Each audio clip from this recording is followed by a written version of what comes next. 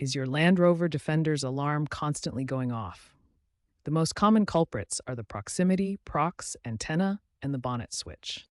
The Prox Antenna, responsible for keyless entry, can trigger false alarms due to signal interference or moisture.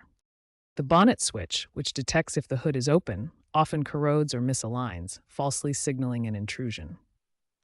First, visually inspect the bonnet switch for corrosion or damage. Then, ensure no metal objects are interfering with the Prox antenna signal near the driver's door or center console. Try temporarily disabling keyless entry to see if the alarms stop. Understanding these components is the first step to resolving your alarm problems. If initial checks don't resolve the alarm issues, start with a system reset.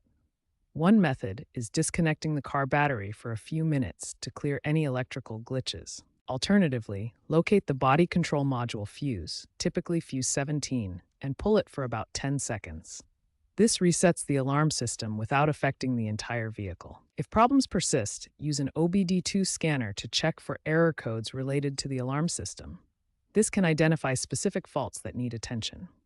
For Prox antenna issues, apply silicone sealant to prevent moisture ingress, or replace with a waterproof aftermarket version to improve reliability. Bonnet switch replacement is a straightforward DIY fix.